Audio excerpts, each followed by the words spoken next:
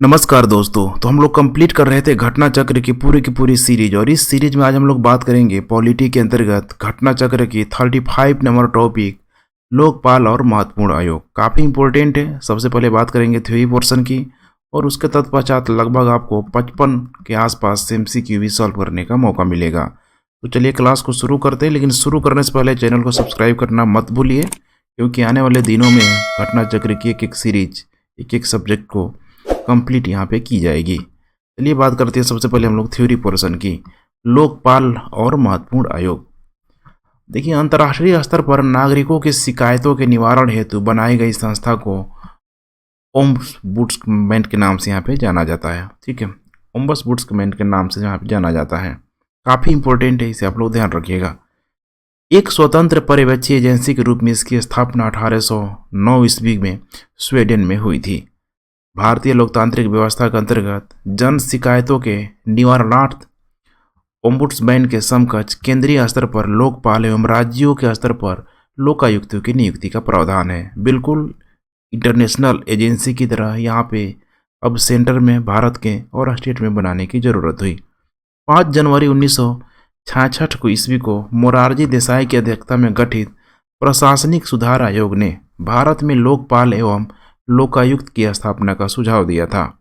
और ज्ञातव्य है कि बाद में वर्ष 1967 ईस्वी में के हनुमंतैया, बहुत इंपॉर्टेंट नाम है, के हनुमंतैया को इसका अध्यक्ष बनाया गया। भारतीय संसद में लोकपाल विधेयक सर्वप्रथम वर्ष 1968 में चौथी लोकसभा में प्रस्तुत किया गया था। ध्यान रखिएगा, कौन से? चौथी लोकसभा में प्रस्तुत किया गया था, परंतु यह विधेयक पारित नहीं हो सका। भारत में महाराष्ट्र ऐसा पहला राज्य है जहां लोकायुक्त कार्यालय की स्थापना 1971 में हुई। राज्यों में लोकायुक्त की स्थापना हुई। और ज्ञातव्य है कि ओडिशा पहला ऐसा राज्य था जिसने लोकायुक्त से संबंधित विधेयक पारित किया था। बहुत इंपॉर्टेंट है, दोनों में अंतर है। विधेयक सबसे पहले पारित किसने किया? उड़ीसा ने। लेकिन जहाँ सर्वप्रथम कार्यालय की स्थापना हुई 1971 में, वो राज्य है महाराष्ट्र।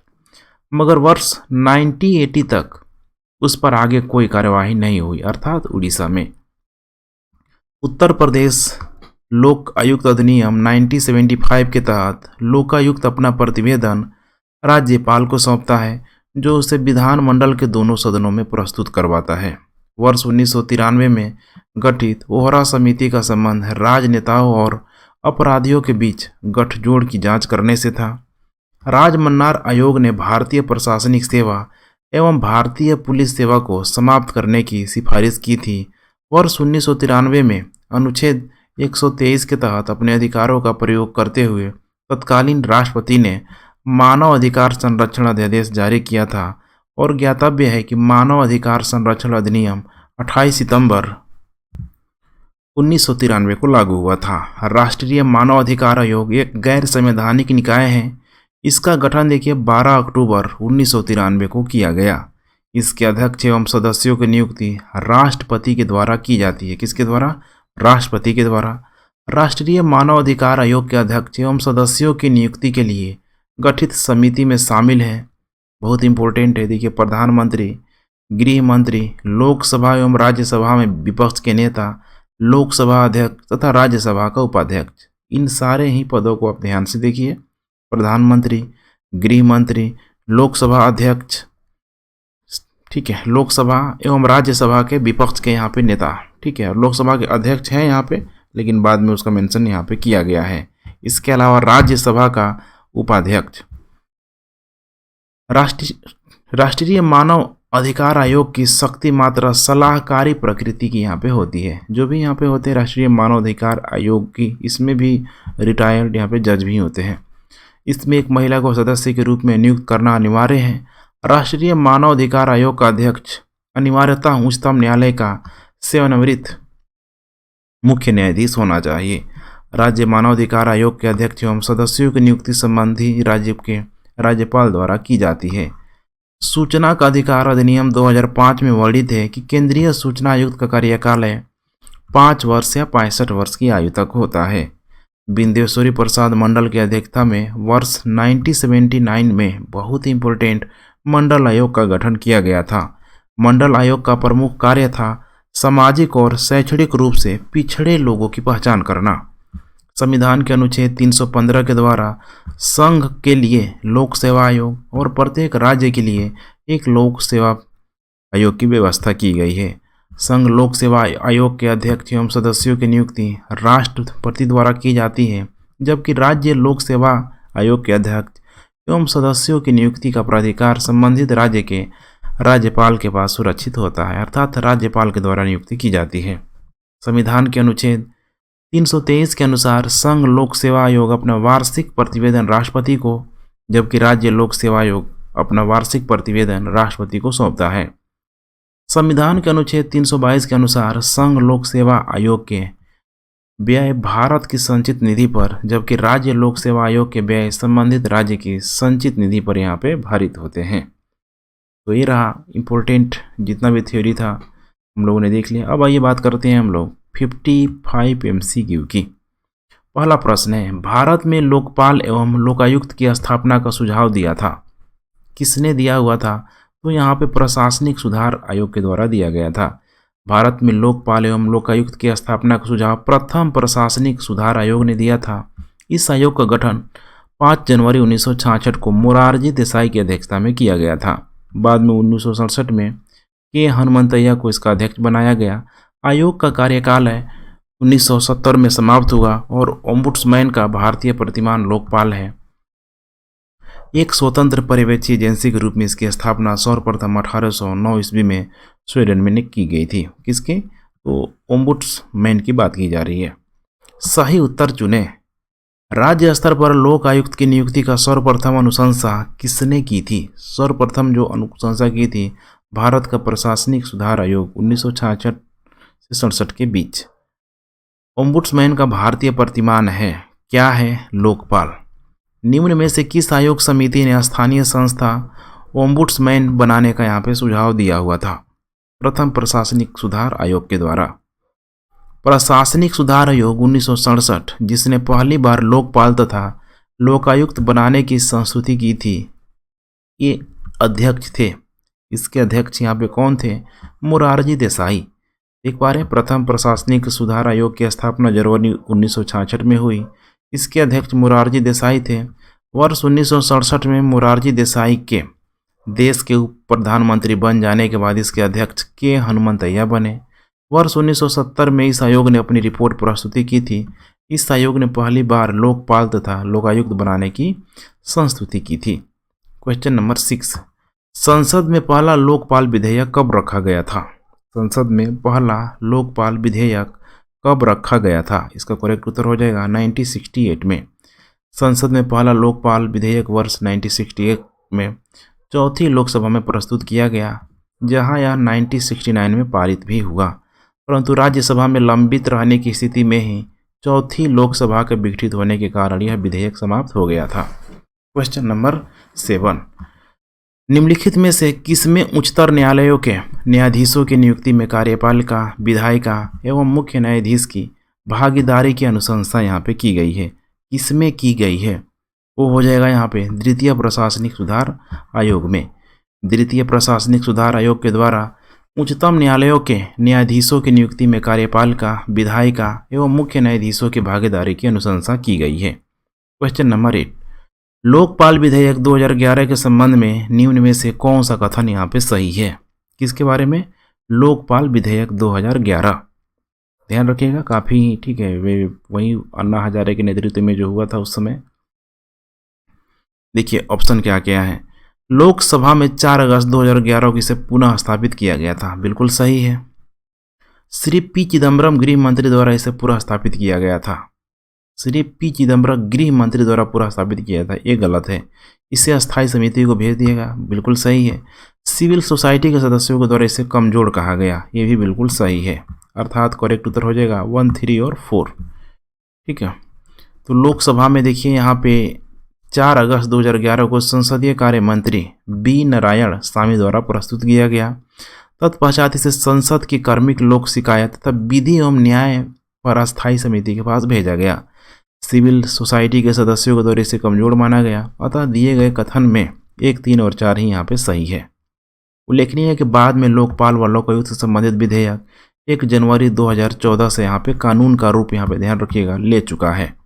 लेकिन अभी भी बहुत, ठीक है, अगर देखा जाए तो व्यवहारिक दृष्टिकोण से, ठीक है, लागू नहीं हो पा रहे, काफ़ी कुछ कमियां हमें दिखाई देती है। क्वेश्चन नंबर 9, निम्न में से किस राज्य में सर्वप्रथम लोकायुक्त कार्यालय की स्थापना की गई थी? उस राज्य का नाम है महाराष्ट्र, ध्यान रखिएगा, महाराष्ट्र, ठीक है। 1971 में, बिहार में 1973 और उत्तर प्रदेश में हो जाएगा 1975, ठीक है। तो सबसे पहले जो हुआ है, 3 स्टेट को आप ध्यान रखिएगा, सबसे महाराष्ट्र, बिहार और उत्तर प्रदेश। लेकिन जो विधेयक जो पारित हुआ सबसे पहले राज्यों में, वो राज्य था उड़ीसा। नेक्स्ट, निम्न में से किस राज्य ने सर्वप्रथम लोकायुक्त संस्था की स्थापना की? किसने की? महाराष्ट्र ने। उत्तर प्रदेश का लोक आयुक्त अपना प्रतिवेदन प्रस्तुत करता है, किसका प्रतिवेदन, ठीक है, किसके पास अपना प्रतिवेदन प्रस्तुत करेगा? राज्यपाल के पास। उत्तर प्रदेश के लोकायुक्त की पदावधि धारण यहाँ पे है, टाइम पीरियड आप देख पा रहे हैं, टाइम पीरियड कितना हो जाएगा? 8 वर्ष। उत्तर प्रदेश के लोकायुक्त की पद धारण अवधि वर्तमान में 8 वर्ष है। उत्तर प्रदेश लोकायुक्त और उप लोकायुक्त अधिनियम 1975 के तहत लोकायुक्त अथवा उप लोकायुक्त की पदावधि धारण अवधि उसके पद धारण करने की तिथि से 6 वर्ष निर्धारित थी। लेकिन वर्ष 2012 में उत्तर प्रदेश लोकायुक्त और उप लोकायुक्त अधिनियम 2012 के द्वारा इसकी पद धारण अवधि को 6 वर्ष से बढ़ाकर 8 वर्ष कर दिया गया। क्वेश्चन नंबर 13, 2011 में लोकायुक्त विधेयक पारित करने वाला प्रथम भारतीय राज्य है। प्रथम भारतीय राज्य का नाम बताना है। करेक्ट उत्तर हो जाएगा उत्तराखंड, ठीक है। कौन हो जाएगा? उत्तराखंड। 1 नवंबर 2011 में, 1 नवंबर को। निम्नलिखित में से किन राज्यों में लोकायुक्त अधिनियम ने मुख्यमंत्री को भी अपने दायरे में ले लिया है? देखिए, मुख्यमंत्री को भी अपने दायरे में लिया है, तो ध्यान रखिएगा। प्रश्न के विकल्प में उत्तर सी सही है, मध्य प्रदेश और उड़ीसा। इसको स्टार, ठीक है, लगाया गया है, ध्यान रखिएगा, IAS प्री 1995 में। लोकपाल बिल का मसौदा तैयार करने हेतु पैनल में बुद्धिजीवी समाज के प्रतिनिधियों में सम्मिलित हैं। देखिए, 2010 में इसको पूछा गया कि किनके द्वारा यहाँ पे किया जा रहा है। करेक्ट उत्तर हो जाएगा अन्ना हजारे। उसके बाद से प्रशांत जोशी नहीं है, ठीक है, संतोष हेगड़े, किरण बेदी नहीं है, शांति भूषण है। तो 1, 3 और 5 करेक्ट उत्तर हो जाएगा यहाँ पे 15 का डी। 5 सदस्य इसमें देख पा रहे हैं, नाम दिया है अन्ना हजारे, अरविंद केजरीवाल, शांति भूषण, एन संतोष हेगड़े एवं प्रशांत भूषण। क्वेश्चन नंबर 16, निम्नलिखित में से कौन सा युग्म सही सुमेलित यहाँ पे नहीं है? सही सुमेलित नहीं है, ठीक है। तो यहाँ पे हो जाएगा केंद्रीय अन्वेषण ब्यूरो 1963, केंद्रीय सतर्कता आयोग 1964 बिल्कुल सही है। भ्रष्टाचार निरोधक कानून 1985, ध्यान रखिएगा 1985, जबकि हुआ तो कब था? 1988 में, गलत है। प्रवर्तन निदेशालय इसकी 1956 में, यहाँ पे 2000 में दिया हुआ है, तो 2 ऑप्शन यहाँ पे गलत हो जाएगा, सी और डी, ठीक है। इसका भी उत्तर देखिए RO में पूछा गया है, यूपी के RO में, ठीक है, गलत हो जाएगा। नेक्स्ट, भारत में अल्पसंख्यकों के विषय में निम्नलिखित कथनों पर विचार कीजिए। किसके बारे में? अल्पसंख्यकों के। भारत सरकार ने 5 समुदायों तथा मुसलमानों, सिखों, ईसाइयों, बौद्ध और पारसियों को अल्पसंख्यक के रूप में अनुसूचित किया है, बिल्कुल सही है। राष्ट्रीय अल्पसंख्यक आयोग को 1993 में संवैधानिक दर्जा दिया गया, यह भी बिल्कुल सही है। भारत में सबसे छोटा धार्मिक समुदाय पारसी समुदाय है। कौन सा है? पारसी, ध्यान रखिएगा, पारसी यहाँ पे समुदाय है, ये यहाँ पे गलत है। भारत का संविधान धार्मिक और भाषाई अल्पसंख्यकों को मान्यता और संरक्षण देता है, ये बिल्कुल सही है। तो करेक्ट उत्तर हो जाएगा 1, 2 और 4, ठीक है। तो यहाँ पे आप देख पा रहे हैं भारतीय संविधान धार्मिक और भाषाई आधार पर अल्पसंख्यकों का निर्धारण करता है। प्रश्नकाल में 5 अल्पसंख्यकों के रूप में अनुसूचित किया गया था। वर्तमान में भारत 6 समुदाय मुसलमान, सिख, ईसाई, बौद्ध, पारसी और जैन को अल्पसंख्यक रूप में यहाँ पे अनुसूचित किया गया है। और अल्पसंख्यकों की संख्या पारसियों की नहीं है बल्कि जैनियों की है, ठीक है, जैन धर्म के मानने वाले लोगों की है। ओहरा समिति, ध्यान रखिएगा, ओहरा समिति क्या हो जाएगा? राजनेताओं तथा अपराधियों की साठगांठ के अध्ययन के लिए यहाँ पे बनाई गई थी, और उत्तर हो जाएगा यहाँ पे सी 1993 में। उस समिति का नाम बताया जिसने राजनीतिज्ञों व अपराधियों के गठबंधन की जांच व रिपोर्ट दी। उस समिति का नाम क्या है? वोहरा समिति। भारतीय प्रशासनिक सेवा और भारतीय पुलिस सेवा को समाप्त करने की सिफारिश किसने की थी? उसका नाम बताना है, राजमन्नार आयोग के द्वारा। ठीक है। सभी प्रकार के सामाजिक विभेद का उन्मूलन मानवाधिकार की किस पीढ़ी के अंतर्गत आता है? किस पीढ़ी के अंतर्गत आता है? ये हो जाएगा दूसरी पीढ़ी। सभी प्रकार के सामाजिक विभेद, आर्थिक, सामाजिक और सांस्कृतिक का उन्मूलन मानवाधिकार की दूसरी पीढ़ी के अंतर्गत आता है, जबकि पहली पीढ़ी में नागरिक और राजनीतिक स्वतंत्रता का अधिकार तथा तीसरी पीढ़ी में एकजुटता का अधिकार तथा समूह में शामिल होने के अधिकार आदि का उल्लेख है। हालांकि झारखंड लोक सेवा आयोग का विकल्प उत्तर इसने सी दिया हुआ है, ध्यान रखिएगा सी दिया हुआ है, लेकिन इसका करेक्ट उत्तर हो जाएगा बी। 1993 में राष्ट्रपति द्वारा मानवाधिकार संरक्षण अध्यादेश जारी किया गया था। कब जारी किया गया था? अनुच्छेद 123 में। भारत में मानवाधिकार संरक्षण अधिनियम कब लागू हुआ? भारत में मानवाधिकार संरक्षण अधिनियम 1993 में 28 सितंबर 1993 को लागू हुआ। उद्देश्य था अधिकारों का बेहतर संरक्षण, राष्ट्रीय मानवाधिकार सुरक्षा आयोग का गठन, राज्यों में मानवाधिकार सुरक्षा आयोग का गठन करना है। 24 मानवाधिकार संरक्षण अधिनियम 1993 का उद्देश्य था। क्या यहाँ पे उद्देश्य यहाँ पे हो सकता है? मानवाधिकारों का बेहतर संरक्षण, मानवाधिकार सुरक्षा आयोग का गठन, राज्य में मानवाधिकार सुरक्षा आयोग का गठन, तीनों ही सही अर्थात उपयुक्त सभी। क्वेश्चन नंबर 25 राष्ट्रीय मानवाधिकार आयोग के अध्यक्ष एवं सदस्यों की नियुक्ति समिति में निम्न में से कौन सदस्य यहाँ पे नहीं होता है? कौन सदस्य निम्न में से यहाँ पे नहीं होता है? राज्यसभा का सभापति, बाकी सब तो होंगे ही होंगे, राज्यसभा का सभापति नहीं होगा, तो करेक्ट उत्तर हो जाएगा यहाँ पे बी। देख पा रहे हैं सब दिया हुआ, प्रधानमंत्री, गृह मंत्री, लोकसभा के विपक्ष नेता, राज्यसभा में विपक्ष नेता, लोकसभा अध्यक्ष, राज्यसभा के उपाध्यक्ष। ठीक है। राष्ट्रीय मानवाधिकार आयोग का गठन 12 अक्टूबर 1993 को किया गया। राष्ट्रीय मानवाधिकार आयोग के अध्यक्ष का कार्यकाल कितना होता है?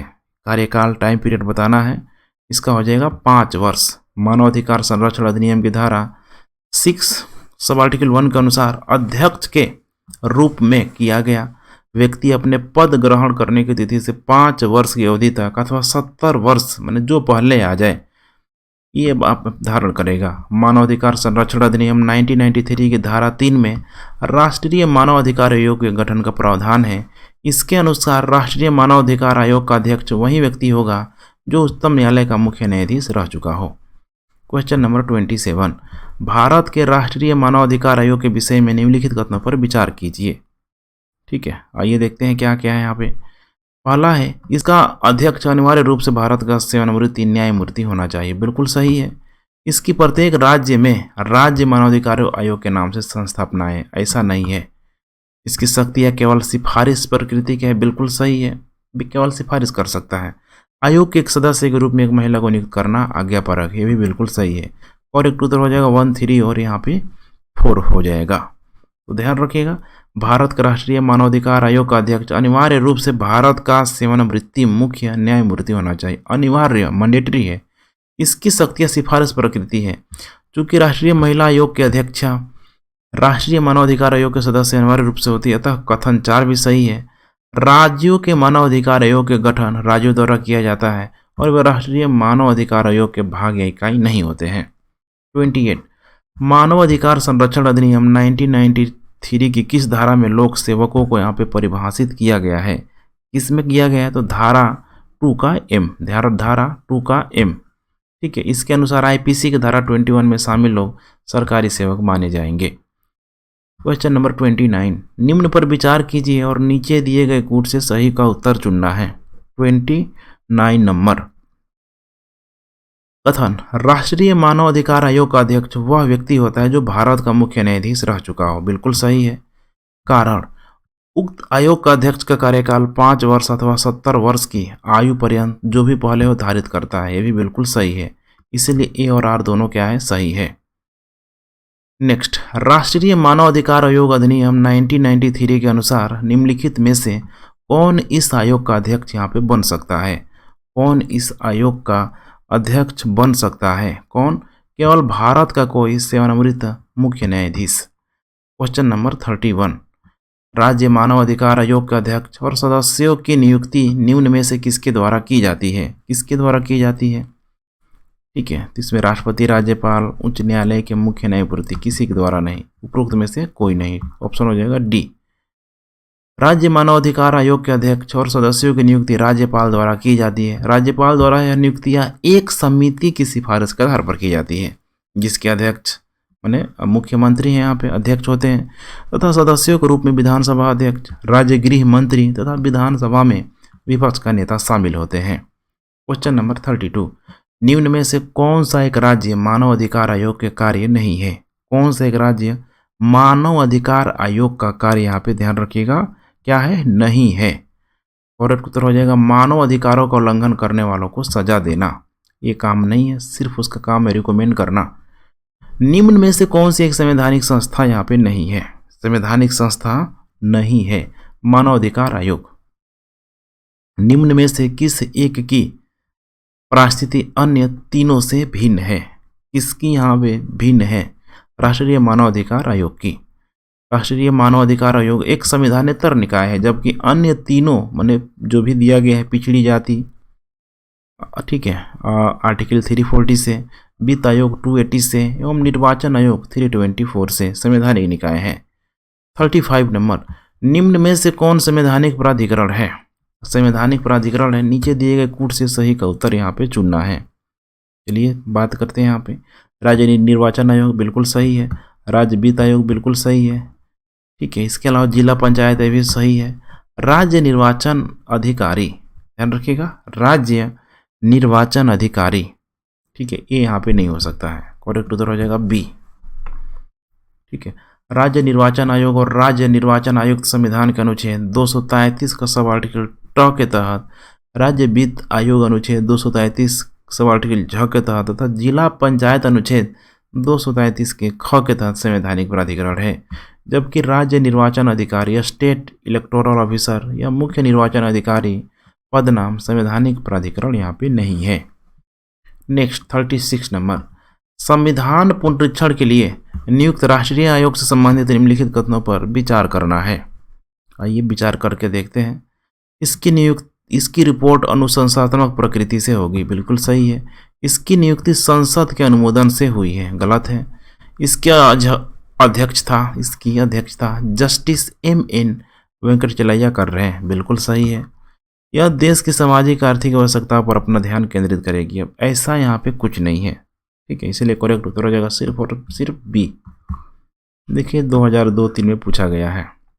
संविधान पुनरीक्षण के लिए आयोग की नियुक्ति 22 फरवरी 2000 को जस्टिस MN वेंकटचलैया की अध्यक्षता में केंद्रीय सरकार द्वारा की गई, न कि संसद के द्वारा। इसका कार्य संविधान के विगत 50 वर्षों के कार्यान्वयन की समीक्षा करना था और आज के समय में प्रभावशीलता का आकलन करना था। आयोग ने अपनी अंतिम रिपोर्ट 31 मार्च 2002 को पेश की। 37 नंबर, संविधान समीक्षा आयोग जिसे फरवरी 2000 में गठित किया गया, इसके अध्यक्ष हैं कौन? इसके अध्यक्ष हैं MN वेंकटचलैया। केंद्रीय सूचना आयुक्त का कार्यकाल यहाँ पे होता है, कितना इनका कार्यकाल होता है? 5 वर्ष या 65 वर्ष की आयु तक, दोनों में जो पहले आ जाए। देख पा रहे सूचना का अधिकार का अधिनियम 2005 के अनुसार ही यहाँ पे किया गया है। केंद्रीय सूचना आयुक्त का कार्यकाल 5 वर्ष या 65 आयु की तक होता है, जो पहले आ जाए उसकी पुनर्नियुक्ति नहीं हो सकती। वर्तमान में भारत के मुख्य सूचना आयुक्त देखिए 2016 में आयुक्त राधा कृष्ण यहाँ पे माथुर हैं। 39, केंद्रीय प्रदूषण नियंत्रण बोर्ड का अध्यक्ष यहाँ पे कौन है? केंद्रीय प्रदूषण नियंत्रण बोर्ड का अध्यक्ष यहाँ पे कौन है?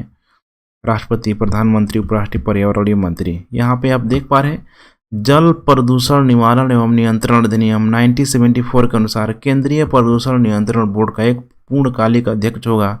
केंद्र सरकार द्वारा पर्यावरण से संबंधित मामलों में विशेष ज्ञान या व्यवहारिक अनुभव वाले व्यक्ति, यहाँ पे डायरेक्ट पद को दे दिया, इसीलिए MPPCC के द्वारा इसको स्टार मार्क किया गया है। कुछ गलत सलत प्रश्न पूछ लिया जाता है, ठीक है, गलत प्रश्न नहीं है, गलत ऑप्शन दे के। स्वर्ण सिंह समिति ने जिस प्रश्न पर विचार किया था उस, ठीक है, क्या था यहाँ पे, नाम क्या था? उसका नाम था मूल अधिकारों की तुलना में निदेशक तत्वों की अग्रता। मूल अधिकारों की तुलना में फंडामेंटल राइट से अधिक DPSP को बढ़ावा देना। 1976 में कांग्रेस ने सरदार स्वर्ण सिंह की अध्यक्षता में एक समिति का गठन किया। इसे तत्समय संविधान संशोधन समिति के नाम से जाना गया। 42वां संविधान संशोधन 1976 इसी समिति की सिफारिशों का परिणाम है। इसने भारत के लिए राष्ट्रपति प्रणाली पर विचार करते हुए इसे अनुपयुक्त बताया था। तथापि इसके मुख्य रूप से जिस प्रश्न पर विचार किया था वह था मूल अधिकारों की तुलना में निदेशक तत्वों की अग्रता। नेक्स्ट 41 मंडल आयोग जिसके प्रस्तावों ने अक्षुण्ण विवाद का सूत्रपात किया है उसको गठित करने वाले थे। इसको गठित करने वाले कौन थे? मोरारजी देसाई। ध्यान रखिएगा, मोरारजी देसाई। मंडल आयोग वर्ष 1979 में तत्कालीन प्रधानमंत्री मोरारजी देसाई के नेतृत्व वाली जनता पार्टी द्वारा सामाजिक और शैक्षणिक रूप से पिछड़े लोगों की पहचान करने के लिए गठित किया गया। इसके अध्यक्ष बिंदेश्वरी प्रसाद मंडल थे। इस आयोग ने वर्ष 1980 में अपनी रिपोर्ट सौंपी। 42 नंबर मंडल आयोग रिपोर्ट किस वर्ष प्रस्तुत की गई? मंडल आयोग रिपोर्ट किस वर्ष प्रस्तुत की गई? 1980 में। वर्ष 1990 में अनुसूचित जाति एवं जनजाति राष्ट्रीय आयोग की रिपोर्ट के अनुसार अनुसूचित जाति एवं जनजाति के अत्याचार का कारण नहीं है। क्या कारण नहीं है? धार्मिक कारण। ध्यान रखिएगा, धार्मिक कारण को बताया गया। बाकी सब कारण मौजूद है, निर्वासन, बंधुआ, मजदूरी, गृहस्था। ठीक है। 44 सही विकल्प चुने। 2 अथवा 2 से अधिक राज्यों के लिए संयुक्त लोकसेवा आयोग अध्यक्ष की नियुक्ति यहाँ पे कौन करता है? कौन करता है? ठीक है, इसका करेक्ट उत्तर हो जाएगा भारत के राष्ट्रपति के द्वारा ही होता है। भारतीय संविधान के अनुच्छेद 316 के सब आर्टिकल 1 के अनुसार संघ आयोग या संयुक्त आयोग 2 या 2 से अधिक राज्यों के लिए इसका अध्यक्ष और सदस्यों की नियुक्ति राष्ट्रपति द्वारा की जाती है, जबकि राज्य लोक सेवा आयोग के अध्यक्ष तथा सदस्यों की नियुक्ति राज्यपाल के द्वारा की जाएगी। तो जब भी ज्वाइंट की बात आएगी तो राज्यपाल का कोई काम नहीं। ठीक है, सीधे हो जाएगा मामला राष्ट्रपति के पास। राज्य लोक सेवा आयोग के सदस्यों की नियुक्ति किसके द्वारा की जाती है? राज्य लोक सेवा आयोग की नियुक्ति, ठीक है, आसान है, राज्यपाल के द्वारा की जाएगी। निम्न में से किस मामले में राज्य लोक सेवा आयोग से परामर्श नहीं लिया जाता है? किस मामले में नहीं लिया जाएगा? उसका हो जाएगा सिविल सेवाओं के हस्तांतरण पर। कोई ध्यान रखिएगा, ठीक है, परामर्श यहाँ पे नहीं लिया जाएगा। अनुच्छेद 320 के अंतर्गत राज्य लोक सेवा आयोग की कृतियों में सिविल सेवकों के हस्तांतरण का कार्य सम्मिलित नहीं है, इसीलिए सिविल सेवकों के हस्तांतरण संबंधी परामर्श राज्य लोक सेवा आयोग से नहीं लिया जाता। 47 किसी राज्य लोक सेवा आयोग के कार्यों को निम्नलिखित में से किस एक के अनुमोदन से संघ लोक सेवा आयोग को सौंपा जा सकता है? किस एक के अनुमोदन से? ठीक है, भारत के राष्ट्रपति के सिफारिश से। और आर्टिकल 315 के अनुसार संघ के लिए एक संघ लोक सेवा आयोग और प्रत्येक राज्य के लिए एक लोक सेवा आयोग होगा। 48 नंबर संविधान के किस अनुच्छेद के अंतर्गत लोक सेवा आयोग के सदस्य को हटाया जा सकता है? किसके अंतर्गत? ठीक है, इसका करेक्ट उत्तर यहाँ पे हो जाएगा 317, आर्टिकल 317 के अनुसार। 49 भारत के संघ लोक सेवा आयोग के लिए निम्न में से कौन यहाँ पे सही है? 49 कौन यहाँ पे सही है? ऑप्शन हो जाएगा इसका बी। इसका राज्य लोक सेवा आयोग से कोई लेना देना यहाँ पे नहीं है। ठीक है, जो भी प्रावधान किया गया है। निम्नलिखित में से कौन सही है? संघ लोक सेवा आयोग क्या है? बहुत ही इंपॉर्टेंट प्रश्न है। ठीक है, ध्यान से देखिए, पूरी तरीके से कॉन्स्टिट्यूशनल बॉडी है, अर्थात संवैधानिक संगठन है। 51 संघ लोक सेवा आयोग अपना वार्षिक प्रतिवेदन सौंपता है। किसको सौंपता है? ये सौंपेगा राष्ट्रपति को। अनुच्छेद 323 के अनुसार जो भी संघ लोक सेवा आयोग का कर्तव्य होगा कि वह राष्ट्रपति को आयोग द्वारा किए गए कार्य के बारे में प्रति वर्ष वार्षिक प्रतिवेदन दे, जिसे राष्ट्रपति एक ज्ञान पत्र मेमोरेंडम सहित संसद के प्रत्येक सदन के समक्ष प्रस्तुत करेंगे।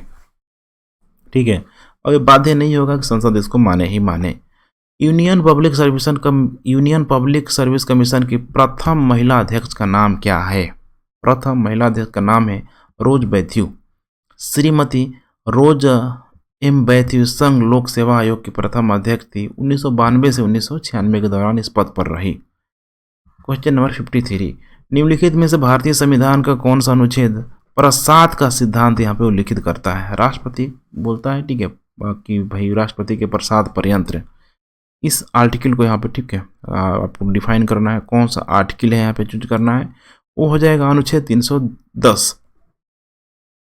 भारतीय संविधान का अनुच्छेद 310 प्रसाद का सिद्धांत उल्लिखित करता है इसके तहत प्रत्येक व्यक्ति जो रक्षा सेवा या संघ की सिविल सेवा का कोई पद अथवा अखिल भारतीय सेवा का सदस्य राष्ट्रपति के प्रसाद पर्यंत पद धारण करता है, और प्रत्येक व्यक्ति जो किसी राज्य की सिविल सेवा का सदस्य है अथवा सिविल पद राज्यपाल के प्रसाद पर्यंत धारण करता है।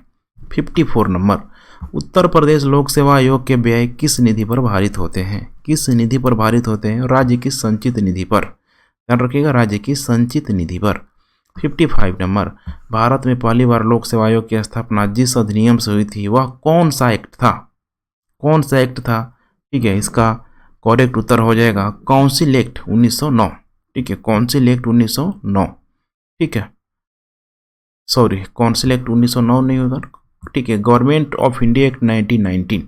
ठीक है, आपको याद होगा द्वैध शासन के नाम से भी इसको जाना जाता है प्रांतों के लिए। 1919 के शासन भारतीय अधिनियम के अंतर्गत भारत में प्रथम लोक सेवा आयोग 1926 में स्थापित किया गया। उसमें एक अध्यक्ष तथा 4 सदस्य थे। 1935 के अधिनियम के द्वारा इसका नाम संघीय लोक सेवा आयोग यहाँ पे रखा गया। तो काफ़ी इंपॉर्टेंट सेगमेंट को हम लोगों ने कवर किया फ्रेंड्स। ठीक है, इसी तरह मेरे साथ बने रहिए डेली के डेली। अब घटना चक्र में खासकर पॉलिटिक टॉपिक, ज़्यादा टॉपिक बचा नहीं है पॉलिटिक के अंतर्गत। यहाँ पे लगभग अब मेरे ख्याल से 9-10 टॉपिक यहाँ पे बचा होगा जिसको हम लोग जल्द से जल्द कंप्लीट कर लेंगे। तो ठीक है फ्रेंड्स, कनेक्टिविटी मेरे साथ बनाए रखें, रिवीजन करते रहें। तब तक के लिए थैंक्स फॉर वॉचिंग। जय हिंद।